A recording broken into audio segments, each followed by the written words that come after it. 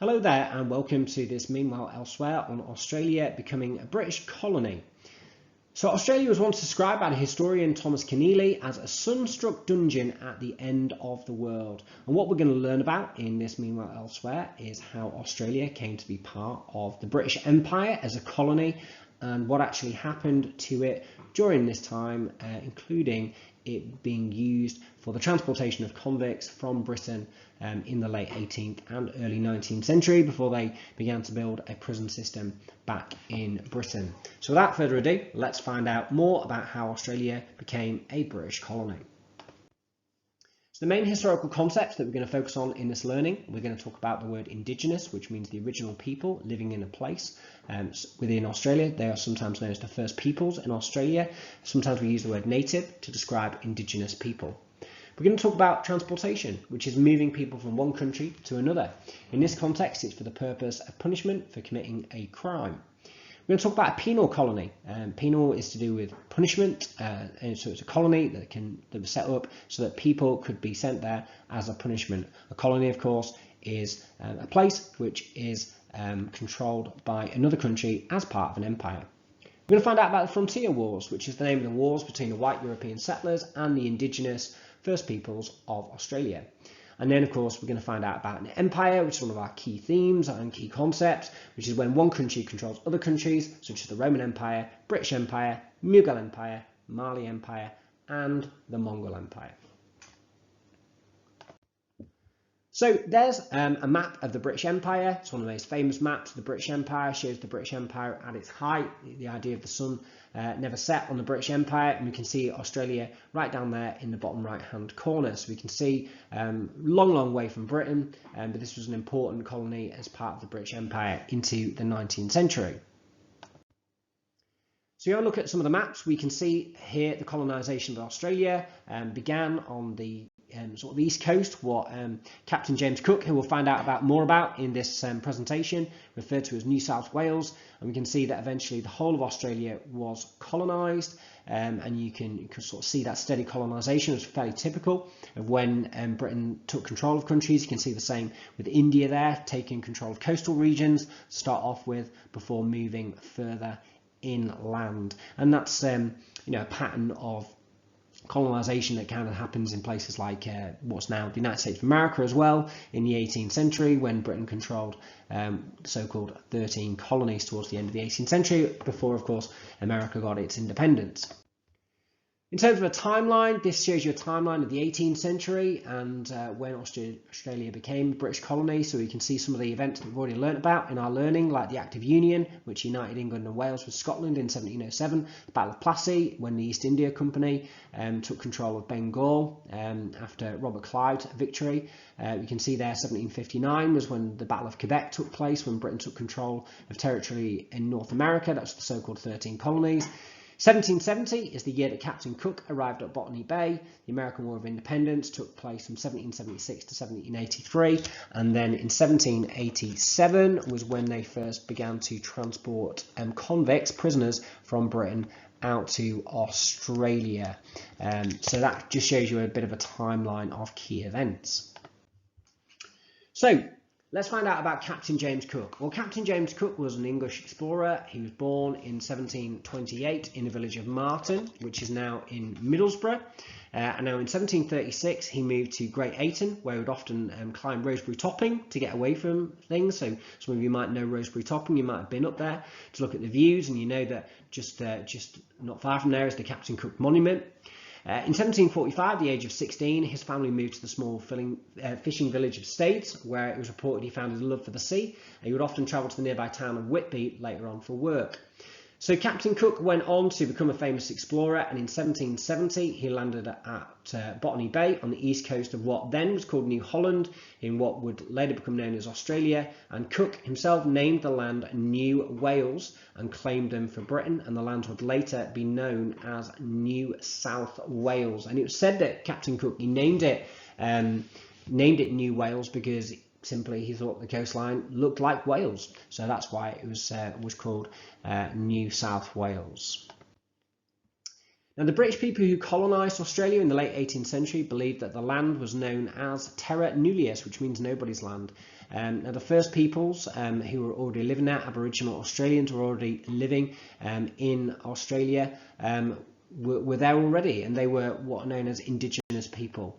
The Europeans did not think that the first people were using the land correctly, so they thought they had the right to colonise it. Now, in 1770, the explorer James Cook claimed Eastern Australia for Britain.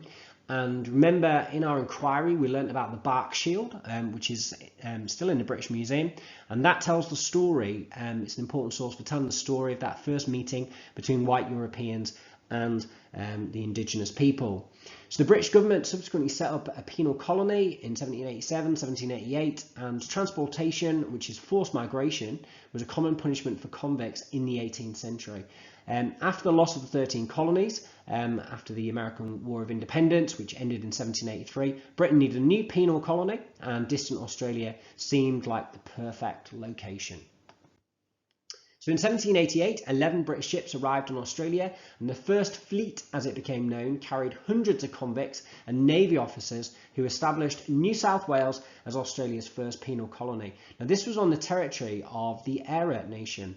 Conditions were really harsh, but convicts were given very small plots of land when they finished their sentence. More convicts followed, and by 1850, the European population had reached 400,000 people. Now, at first, the Terra peoples tolerated the small European settlement, but as the colony expanded, they began to resist by destroying crops and livestock, and tensions increased. And this is quite a common pattern when we see colonisation. This is something that happens between white Americans and Native Americans, something you'll learn about if you do GCSE history. So in response, the British governor ordered punitive expeditions, European diseases, and a confiscation of traditional hunting land drastically reduced the population of the first peoples. Australia eventually developed into 6 states plus Tasmania, so you can see the development of Australia there and how it divided up into different states, which is basically still how it kind of is today. So places like Queensland, for example, Western Australia, and you can see it's kind of like development through those maps. So during the 19th century, European settlement expanded into 6 separate colonies, and the first peoples continued to resist the confiscation of their ancestral lands, leading to 140 years of conflict, which is known as the Frontier Wars. Now, we're going to find out in a moment about the Mile Creek Massacre in 1838, but that was just one of hundreds of different violent incidents. Settlers employed First Peoples as guides or farm labourers in Queensland. Settlers recruited Aboriginal men into a native police force to attack and in some cases massacre other First Peoples to make way for further European settlement. Okay, so let's find out a little bit more about the Mile Creek Massacre that I talked about before. So in 1838, a small group of Wirrayare men, women and children camped with some convict farmers in New South Wales, helping on a farm in return for protection. Now, one evening, a new group of convicts arrived, seeking revenge for attacks on their cattle. The convicts led the Wirrayare to nearby Mile Creek and murdered them. The extreme violence was not unusual, but the fact 7 convicts were hanged for the murder was. White settlers were so outraged by the hangings that after Mile Creek, no white men were punished for murdering First Peoples. So in the late 19th century, most Australian colonies passed what were called Aboriginal Protection Act. Now, these laws appointed a protector of Aborigines to control the population, removed First Peoples to segregated reserves, which is a little bit like what happened to Native Americans in America when they were made to go and live on reservations. It gave the government the power to forcibly remove First Peoples' children from their parents to children's homes, with many never seeing their parents again. Colonial governments hoped this would eventually lead to First Peoples assimilating, which means combining with white Australians, causing their languages and culture to die out. Okay, so Australia in the 20th century got its independence from the British Empire, so Australia was granted what was called Dominion status in 1926, and it won full independence in 1942 as British forces struggled to stop Japanese advances in the Second World War. So what did this mean for the First Peoples of Australia, the indigenous people? Well, descendants of European settlers continued to dominate independent Australia. In some states, First Peoples did not win the right to vote until 1962. And Aboriginal Protection Act remained in place until the 1970s. Today, First Peoples still face disadvantages in education, employment, and access to healthcare. So in terms of our learning, and this meanwhile elsewhere, we learnt that before Captain James Cook arrived in Australia, there were people living there known as the First Peoples of Australia. James Cook landed at Botany Bay in 1770 and claimed Eastern Australia for the British Empire. It became known as New South Wales. After the American War of Independence, Britain began to use Australia as a prison colony from 1787. The frontier wars led to the British taking more control of Australia, and the rights of Indigenous people, those First Peoples of Australia, were really eroded. Australia eventually became fully independent in 1942 and is now part of an organisation which countries that used to be part of the British Empire belong to, known as the Commonwealth.